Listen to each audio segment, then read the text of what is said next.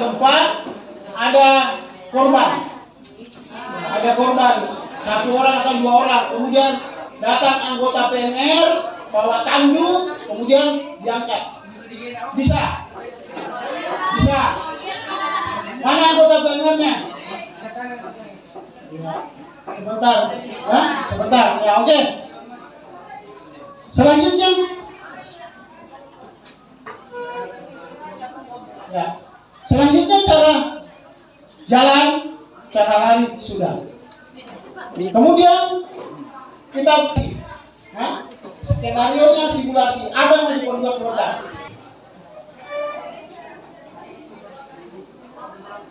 Ada berapa kelas ini, Pak? 20. Ada saja, Pak, sebentar. Kita bagi 3 kelas saja sudah gampang ambil gambar ini. Kelas ini ke 18. Ya, tapi digabungkan masuk semua itu. Ya, ada 3 kelas saja. Saya mencoba mengganti suara sirine. Ya, ini. Ya. Artinya itu gambar, ya kan? Dengar supaya kita tidak pusing. Kalau bunyi sirine seperti ini, artinya gempa. Jadi ini sirine sebentar, kita akan bunyikan kira-kira 3 menit. Tapi pada saat pelaksanaan di lapangan kita akan 3 menit sampai 5 menit. Kenapa lama? Karena kita mau ambil gambar. Nggak main soti di mana ini, main doang dan musuh. Jadi maka kita ini siswa turun di bawah meja. Oh, apakah cuma di bawah meja? Tidak. Di tembok-tembok yang begini yang dianggap aman bisa kita pegang kepala, jongkok atau berdiri. Kenapa berdiri? Kalau kekuatan gempanya tidak terlalu kuat. Kalau 6 skala Richter itu sudah berpotensi tsunami. Bagaimana? Kalau terjadi gempa, pusat gempanya ada di laut dengan kekuatan 6 skala Richter ke atas, maka kemungkinan besar akan terjadi tsunami. Kalau tidak ada itu, tidak usah takut. Malah minor kencu, tsunami, saluana. Ya? Karena tidak akan terjadi tsunami kalau ruangan ada yang jongkok dan ketawa. Kalau ketawa diulang. Ya. Tuh, setelah jongkok berhenti sirine, supaya nggak kena lainnya. Apa dia menurut apa salinan udah diam. Ya toh? Ya. Kemudian setelah di luar terjadi gempa susulan. Oh, terjadi gempa susulan.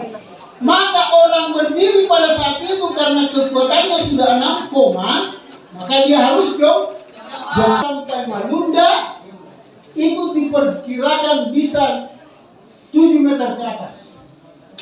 Nah, ini hasil penelitian. Setelah saya tanya, apa nak malah 3 meter di Thailand, di Papua, di Sendana, yang membedakan adalah laut. Ilalang di Majene, kalau tahu dari pinggir laut sampai ke tengah, ilalang betul tahu Karabuan yang dia Lipo. Ini di daerah Sendana, tidak jauh keluar langsung ada kedalaman, sehingga potensinya gelombangnya tinggi. Jadi kita hati-hati daerah Sendana, karena Sendana kemarin pusat gempa ya, waktu 69 itu pusat gempanya di Sendana. Ya. Ada. Hai, itu tambah yuk. Ada yang mau bertanya masalah bencana? Tanya, tidak apa-apa. Masalah apa saja yang menyangkut masalah bencana? Assalamualaikum warahmatullahi wabarakatuh. Waalaikumsalam warahmatullahi wabarakatuh. Perkenalkan, nama saya Noviana. Saya dari kelas 9B. Saya akan bertanya tentang apa-apa saja macam gempa, jenis-jenis gempa. Waalaikumsalam warahmatullahi wabarakatuh.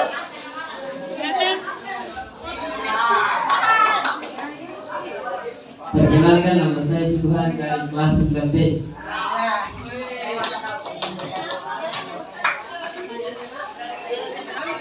Pertanyaan saya, bagaimana mengetahui cara gempa di laut?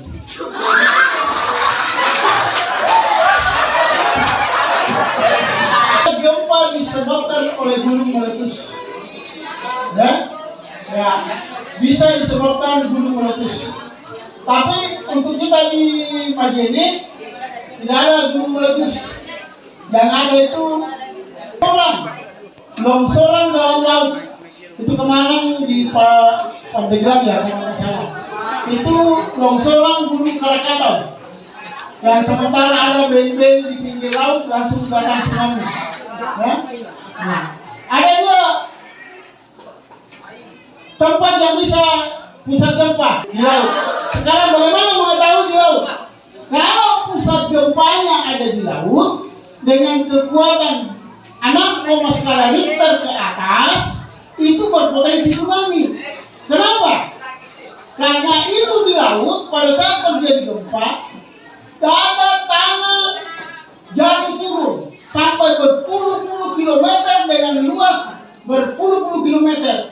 Jadi itu air yang ada, ya kan, mau itu apa ciri-cirinya tsunami? Apa cirinya tsunami? Matiwaisasi. Nah, sekarang itu pertanyaan, mana yang mati?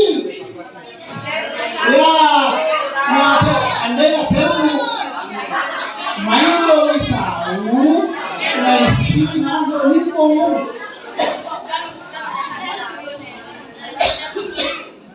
Laut itu lari ke sana mengisi turun, karena fungsinya air adalah mencari tempat yang rendah. Silambi waini di potana main dosau, akhirnya mati sasi. Lari masuk di perkampungan. Dia mau tujuan namanya di robo boyang, karena itu air yang tadinya mau turun, karena air kan cepat sekali mengisi. Itu yang langsung membuat gelombang masuk hantam itu di dalam. Apalagi cirinya kalau tsunami. Saya kalau di bonde, nah ini dia mati. Kamu ini tidak. Cirinya adalah satu. Kalau pernah Anda mencium bau busuk, si tenando kalau bangun bosi, itu satu tanda bahwa akan terjadi tsunami. Karena itu di sana legisasi lumpur laut mengeluarkan bau mati misau, itu dia akan keluar bosi kapung. Nah, mulu bosi kapung dapat tule bandang. Karena waktunya datangnya air setelah terjadi gempa itu 5 sampai 7 menit air sudah ada di pinggir. Jadi pas misalnya kejadian besok lusa, tidak usah lagi pergi cari nuitai anakmu, nuitai kandiku, nuitai kamau, tidak usah. Langsung saja lari ke tempat yang lebih tinggi. Tidak usah saling mencari. Karena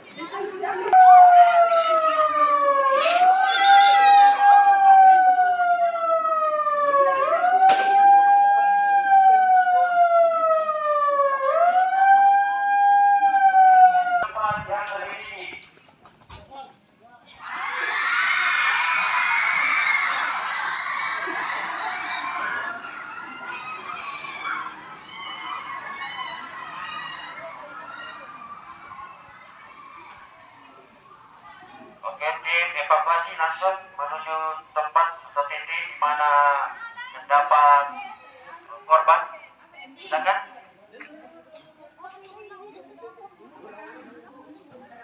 Apa namanya?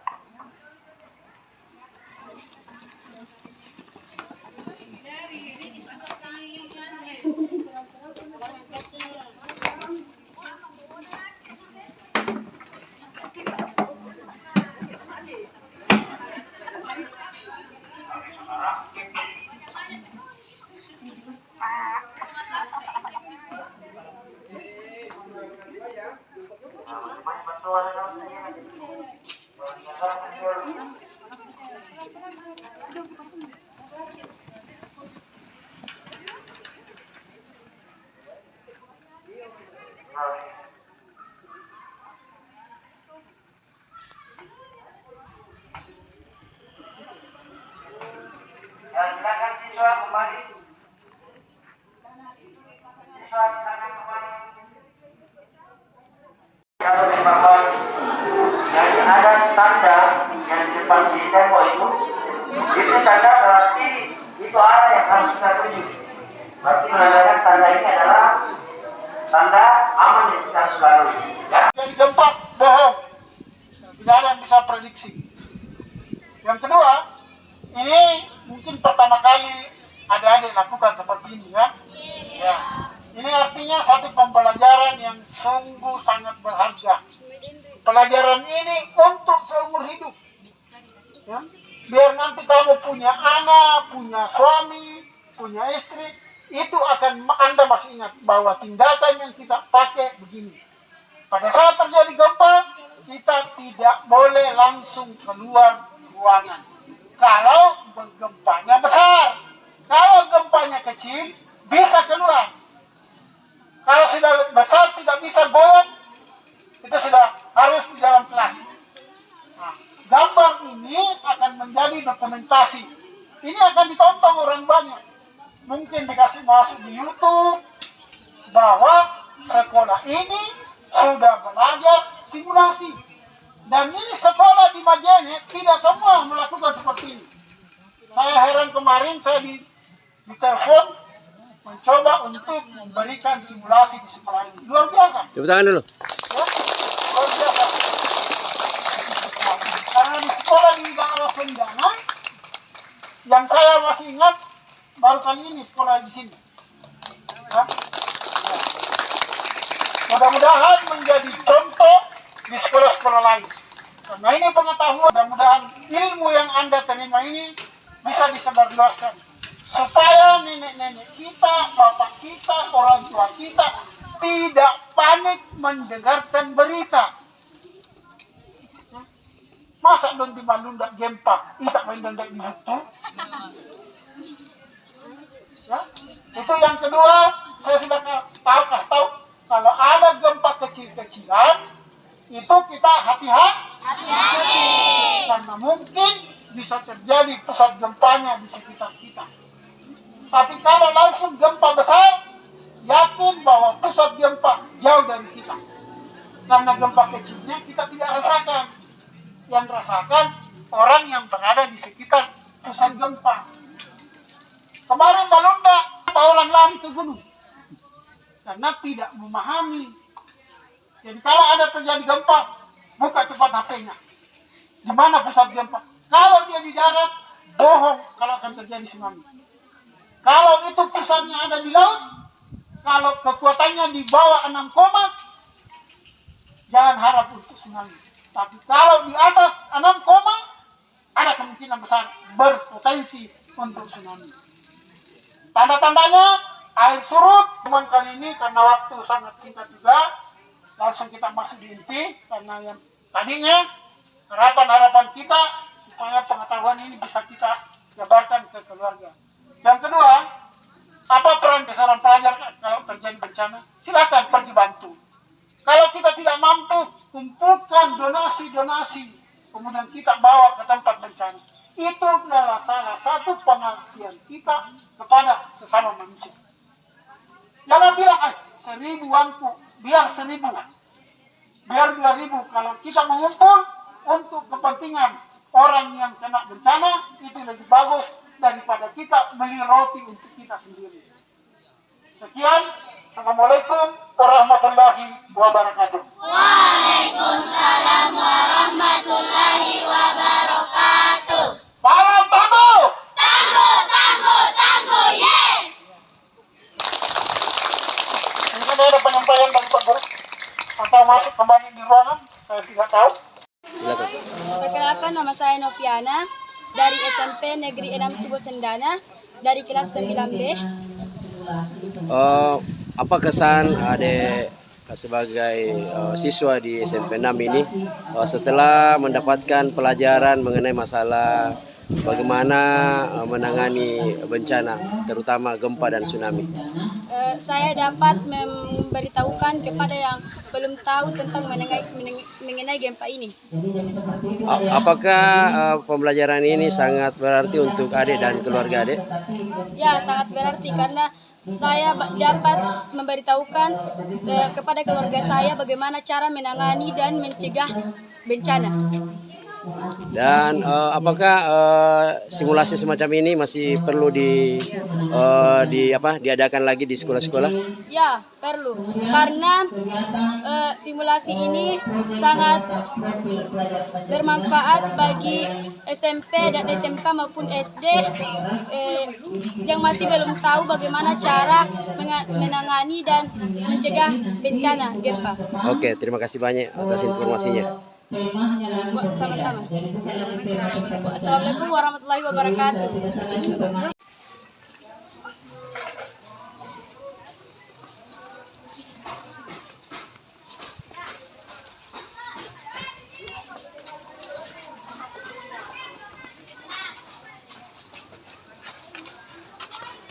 Kamu tidak saling ya, Pak?